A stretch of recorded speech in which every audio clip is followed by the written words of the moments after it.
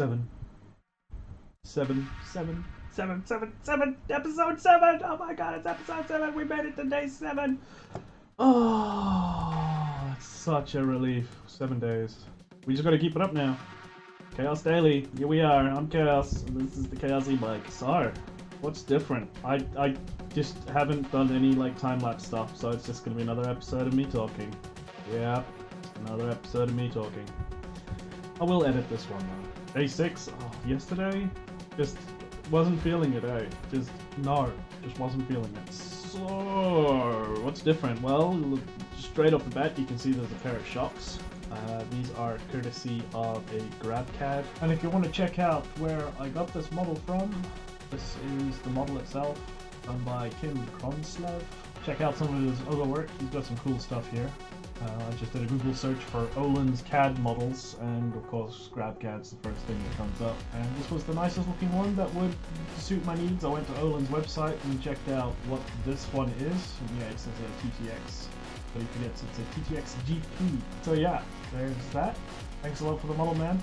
And I'll put a link to this page in the description of the video, so go check it out. I've been playing around with shock arrangements.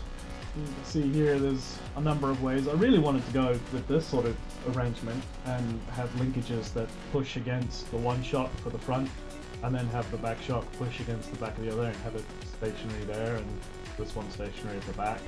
And have them lined up like that, because it would look cool, but it would take up too much space. I mean, already now we're pushing the batteries higher and higher, and these can't, without making the body wider, these can't really go much further down. I mean, they can, but then you've got the issue of the swing arm hitting the cylinder for the oil reservoir. This was another idea that I thought of, having them sit like this.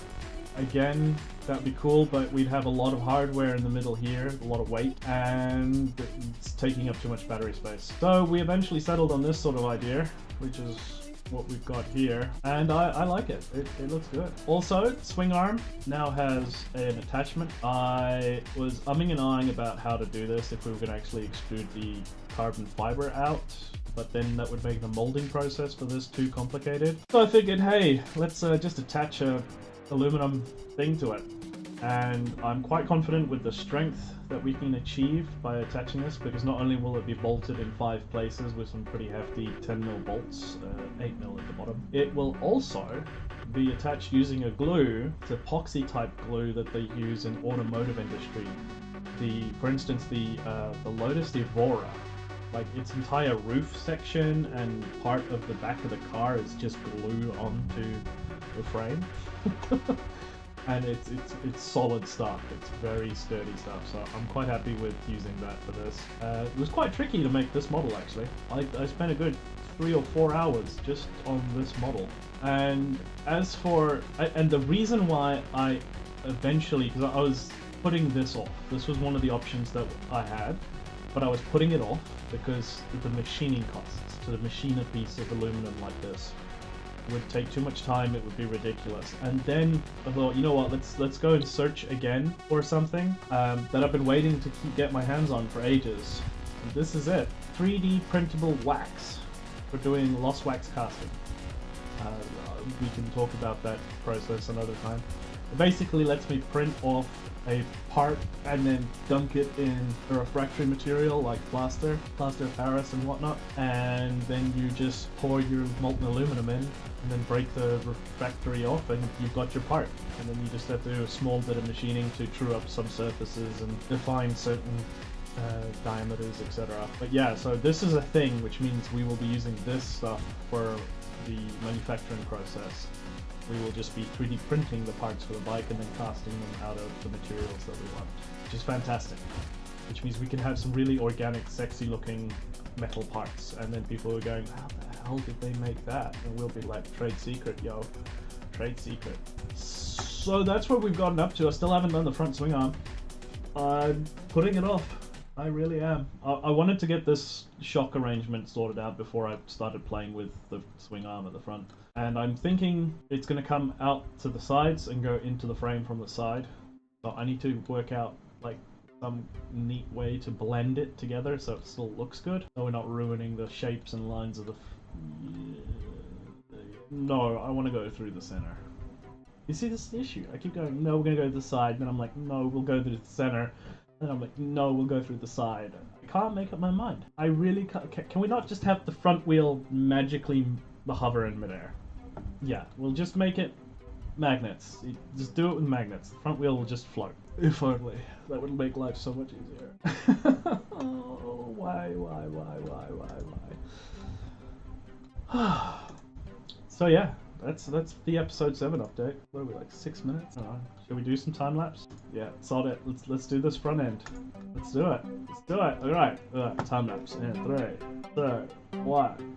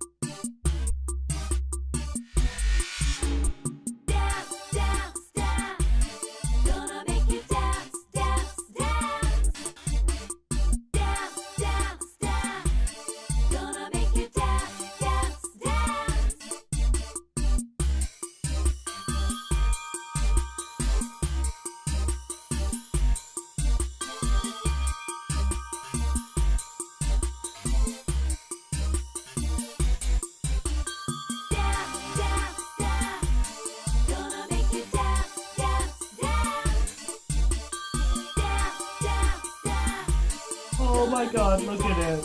Look at it. Is that awesome or what? Oh, it's gorgeous. It's so gorgeous. I have to fix something. I have to fix something. It's going to drive me bananas if I don't. There's a sketch in one of these things, in a wheel or something, that has stuff in it that makes the thing float when it's not supposed to. There we go. Okay, on the ground. Do it again. Hold shift, click on one of these axes, you move it at a speed, and then you let go, and then it will automatically, unless you try and use the mouse wheel to zoom out. It does funky stuff. Okay, hang on. Okay, so if you want to know how I learned to do that, there's this guy on YouTube. I don't think I know his real name. It's like, starts with a D. Darren O'Dowell. I think it starts with a D. I'm probably wrong. But the reason why I'm so good at Inventor, like the only reason why I can use Inventor at all, as well as I can, is because of this guy. TFI CAD Tips and Tricks.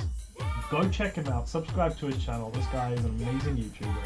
He makes really good tips and tricks and tutorial videos for Inventor specifically. And yeah, I knew he had done a video, so I quickly just went and searched it and found it, and now, I mean, look, hands free, I'm not touching anything. And it's just turning it around for me. You spinning me right? Okay, copyright strike. Not going there, not going there. Oh my, oh, it just looks so good. Anyways, it's day 7. This is our milestone. This is what we achieved in 7 days. Roughly 7 days. I had some stuff done before we started, like the front wheel stuff, and these models are grabcad, so they don't technically count, but hey, I think we have done well for the first 7 days of the Chaos Daily series. Oh, you know who I am, I'm Chaos, and as always, expect the unexpected. Until tomorrow for day 8. Don't forget to like, subscribe, and check out my Patreon. You could use the money. It's hard to get a job these days. See you guys later.